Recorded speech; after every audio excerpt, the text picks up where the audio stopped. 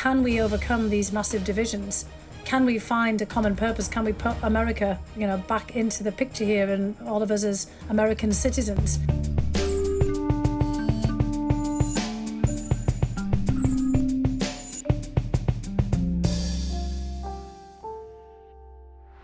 Hello and welcome to GZERO World. I'm Ian Bremmer. 1 year after the January 6th Capitol insurrection, we are taking stock of the state of American democracy. What as a nation have we learned since those acts of violence and sedition shocked the world, and how likely are they to be repeated? I'm joined by Fiona Hill. She served as Senior National Security Advisor under President Trump before she famously testified against him in his first impeachment trial. And then I make the case for a surprising silver lining to America's political implosion. But first, if the January 6th assault on the United States Capitol had a face, it would probably be Jacob Chansley's. Yeah! We won't soon forget the horned and shirtless QAnon shaman. Of the roughly 800 people who stormed the Capitol that day, there were plenty of whack jobs. Right-wing extremists and paramilitary groups like the Oath Keepers and Proud Boys terrified the nation, or at least cable news, with their tactical vests and their zip ties. But most of the folks looked a lot like your average Joe rather than Jacob Chansley. They were school teachers, they were real estate agents, they were even former cops. Retired NYPD officer Thomas Webster surrendered to the FBI. Federal prosecutors say the 54-year-old attacked a Capitol police officer with a flagpole. Webster also allegedly pulled down the officer's helmet, choking him. The truth is that many of the rioters chanting "Hang Mike Pence" could have been your neighbors, your friends, your family. And that's how a democracy dies, when ordinary people choose violence over voting. And when we can no longer agree on objective reality, like what happened that day. Here's audio from a Capitol police officer fending off the crowd. We're still taking metal, sharpened objects, missiles, to include bottles and rocks, and hand-thrown chemical-grade fireworks. Fast forward to Fox News 6 months later. If this were covered, Tucker, the way the riots of last summer were covered, it would be described as mostly peaceful. And I think to a great extent it was peaceful. The historical whitewashing seems to be working. Despite President Trump getting impeached for an unprecedented second time, and despite an ongoing House Select Committee investigation into his role on that day, 67% of Republicans polled said they want Trump to continue as a national figure. That's a 10-point jump from last January, right after the insurrection. Recent polling also found 78% of Republicans believe that Biden stole the 2020 election. And that's an increase from 75% in January 2021. In this fractured political landscape, congressional Democrats will struggle to hold on to power come November's midterm elections. And if history is any guide, President Biden may be up for the same kind of, quote, shellacking that humbled his former boss back in 2010. Feels bad. But this year, it's not just the Democrats who are in danger, it's increasingly our democracy. Is America really back, as President Biden has promised, or is America's back against the wall? I'm posing that question, and many more, to a woman who says she put everything on the line to protect democracy during President Trump's first impeachment trial. You remember that one. Here is my conversation with former Senior National Security Advisor, Fiona Hill. Fiona Hill, welcome to GZERO World. Great to be here with you, Ian. So I'm going to start, because it's January 6th, to ask, whether or not you feel a little bit more optimistic or not a year after those horrible events in terms of the United States and the future of our democracy. Well, actually, no, I don't really feel that much better, because, we're still grappling with the ongoing consequences of that particular event. And in many respects as well, it was just an episode in an ongoing struggle that we're in the midst of right now on the societal, political level about the future of the country. And it was a manifestation, January 6th of 2021, of the deep divisions, the partisan infighting, the polarization within our society. The fact that we could have a group of our citizens basically storm a building that is supposed to be a unifying symbol, a symbol of freedom, of representational democracy, not of repression. This isn't like the storming of the Bastille and the idea of a kind of repressive fortress that had to be taken down for people to win their rights. This was, the here and now of American politics, and a group of people feeling that they had no recourse other than to engage in acts of violence, beating up Capitol Police, going after members of Congress who are supposed to be their representatives, and potentially even getting their hands on the vice president and talking about hanging him. I mean, who would have thought that the United States would end up in that kind of situation? The fact that we haven't really fully processed it, that we haven't kind of come up with a common narrative of what happened there. We've had the dismissal of this as just an episode one day in January, even by Mike Pence, who would have been the target of the mob himself. I mean, this kind of shows the problems that the United States is facing. So no, I'm not feeling particularly optimistic about where we are, but I do think as we move on, with this, we unpack it. The real necessity is to figure out where we're going as a polity. Can we overcome these massive divisions? Can we find a common purpose? Can we put America, back into the picture here, and all of us as American citizens who are not divided up into these camps? And certainly don't feel that we have to get to the streets and commit acts of violence to be able to, find our own place in the world and in the country. I mean, we've got a long way to go still. And I would hope that as a result of the process, and all the discussions and the national debate about this afterwards, that many of them have realised, I mean, it's not just those who found themselves prosecuted and facing jail terms, but others who are involved in it would realise that they've been lied to. And look, this is the United States. I'd sue people if I were them, basically for, false, motivating them under false pretenses. So not just a kind of a question of, civil suits against them by people who were hurt at their hands, like the Capitol Police. But if I were them, I would be suing, the leaders that lied to them, because they were, basically incited to violence and encouraged to storm the Capitol building under entirely false pretenses. And look, I'm not a litigious person. In another setting, I wouldn't advise that, but this is the United States. And, the president and many other people have decided with frivolous lawsuits, and this wouldn't be frivolous. Now, you worked for this administration. And so, I mean, to some degree, you worked for this president, you worked for this man. Given how badly it all went, both for you personally and the attacks that you've had to face, and also in terms of what happened to the country up to and in some ways culminating in the events of January 6th, does that make you feel conflicted? And if so, how, about the time that you spent personally in the White House? I don't have any problem whatsoever with what I did and the decision that I made in going into the White House or the administration, the National Security Council back in 2017. I did this purely on the basis of trying to do something on national security as a result of the Russian interference in the election in 2016. And behind the scenes, that's what I focused my attention on. I didn't play political games with anyone. I was in charge of Europe and Russia and the National Security Council. And I have, complete confidence that at no time did I subvert my own principles. Now, in terms of my personal views about Trump and about, kind of serving, the man himself, plenty of people have said that to me, kind of, how could you, or are you now not being disloyal? I took an oath to the country. First of all, I took an oath of citizenship. I'm a naturalised US citizen, so I've taken an oath twice. And I also served the country previously as National Intelligence Officer for Russia and Eurasia at the National Intelligence Council. Absolutely. So unlike, kind of people who are born here, I've actually taken an oath to serve the country and to be a good citizen and to step up and to give something back. And again, I did that the second time when I went into there. I went in there with eyes wide open. I'd been properly warned. And I was attentive to what was going on there.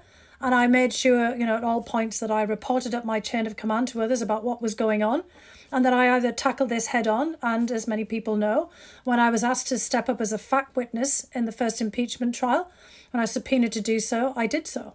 I told the truth, and I have, put up with an awful lot of attacks, defamation, against me and my character, and that's fine, because that comes with the territory, unfortunately, it seems these days, of public service and of being in the national spotlight. And, in the words of George Orwell, which I've quoted before, in a time, of universal deceit, telling the truth becomes a revolutionary act. And I mean, that's, kind of basically the business that I and you and, others are into and should be into, which is telling the truth. But, of course, I have a lot of conflicted feelings since then about what is happening and, what my own role should be. And, I've chosen to speak out, not just, by writing a book that, lays out, some of my experiences within the government, but to continue to speak out about these issues. Because, as you refer to that platform, I never expected to be in that position. But I think it's very important for people to stand up there, be counted and speak out and, basically tell people how things are. I have a unique experience of having been in there and seen it and, being able to then speak with authenticity and first-hand experience of what I saw. So I want to move from that sort of directly to the Russia question. How do we deal with a Russian president who clearly feels a level of impunity? Well, look, part of it, and part of the reason why he's been so successful at this and why there is that sort of sense of impunity, because in fact, behind the scenes, there were some punishments that were kind of meted out as a result of those actions. But it gets to the heart of our divisions, polarization and partisan infighting, because there's no us, there's no we, there's no United States in terms of the foreign policy at this particular juncture. And in 2016, the Obama administration hesitated because it was in the middle of an election season, an election campaign, and they didn't want to take an act that would look like they were getting involved in the electoral campaign because, of course, President Obama had finished up his 2 terms. And this is why the Russians intervened at that point, because it was a very fertile, propitious moment for intervention. We were uniquely divided, more so than we'd been in prior times. But this was a great environment for an intervention by someone like Vladimir Putin and the Russian security services. You and I have studied this for a very long time and knew exactly how to push buttons. And boy, did they push our buttons. So, part of our problem now as we look ahead is how we deal with that is we have to have a collective front. So, for anybody who's listening out there thinks of themselves in, kind of this identity, that identity, Putin doesn't care. He doesn't care whether you think of yourself, you're Democrat or Republican. He thinks about America. He's got Russia's unified interests in the foremost part of his thinking. He sees himself as an extension of the state, or the state as an extension of him, depending on one's perspective there. And we are not like that. Trump was all about himself, nothing to do with America or America first, just him. And, now President Biden has a real difficulty that, his own party is not pulling together behind him, let alone being able to bridge the divides over into the Republican Party, which is the party of one man. It's become the Trump-rump Republican Party, rather than, the kind of sophisticated, kind of complex party that it used to be prior to, 2016. And that's our biggest problem. To deal with Putin, we have to have collective, coherent, concerted pushback.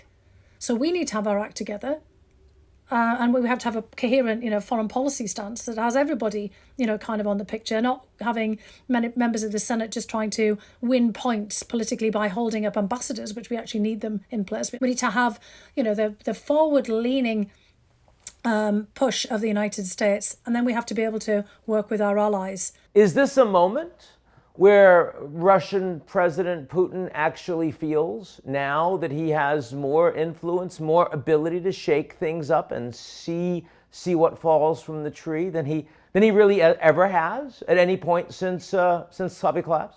Absolutely, Ian. I mean, if you're Vladimir Putin and you're sitting and looking at all of this, everyone says, oh, the Russians have a weak hand. No, we have the weak hand right now. The Russians know how to play, and Putin knows how to play a weak hand very well. Doesn't look like we do, so because we've been so used to having, no pun intended here, all the trump cards in our hands. We have always thought of ourselves as being in the stronger position, having all of the leverage. And as you laid it out, we have very little at this particular point. And our own internal dysfunction, becomes part of that. So, Putin looks at us and he sees pretty weak state. Biden's having an incredibly difficult time getting legislation through. We flip and we flop from one policy to the next every time an administration comes in. We're just all over the place.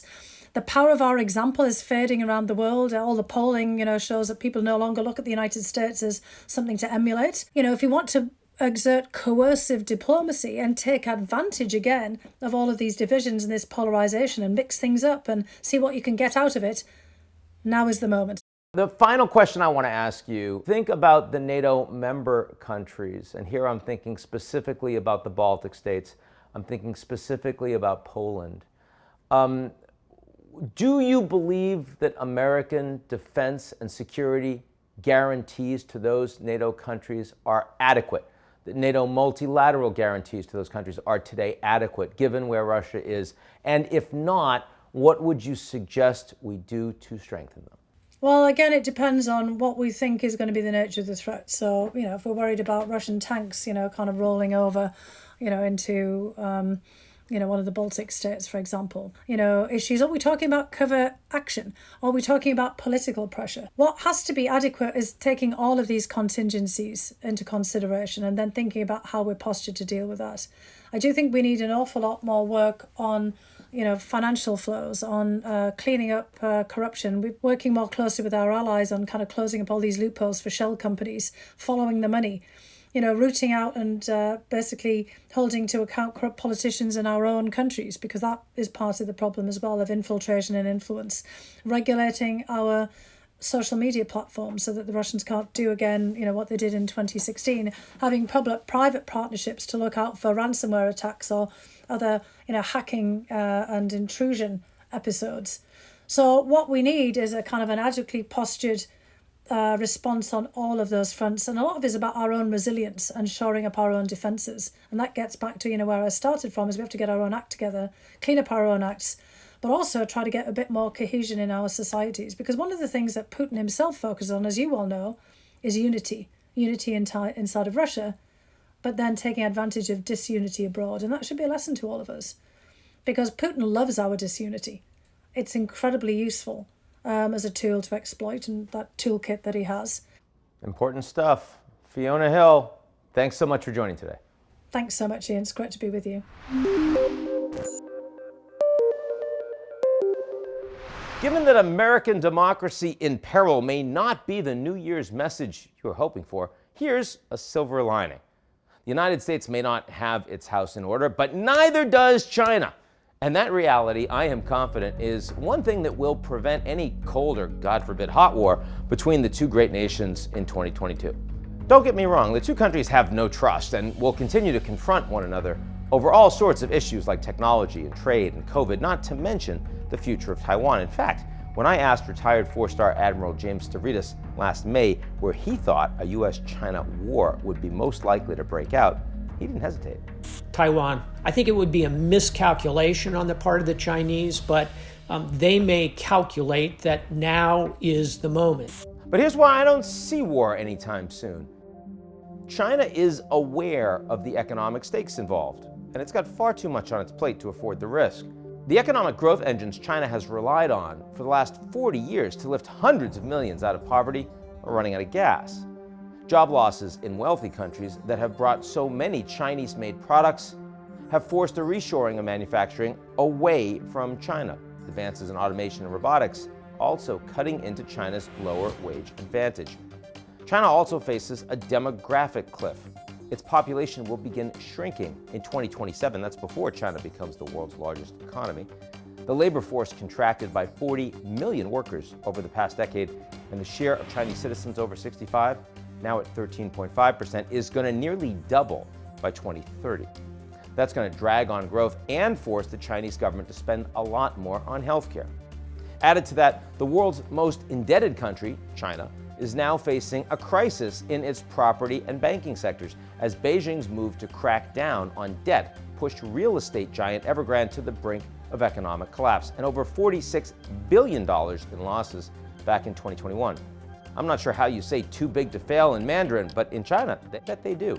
So while Chinese leader Xi Jinping will continue to stand up for Beijing's interests at home and abroad, China's historically ambitious and risky reform plans are going to increasingly demand the leadership's full and undivided attention. Nationalistic chest thumping over Taiwan, we can both do that. But there's no crisis point soon.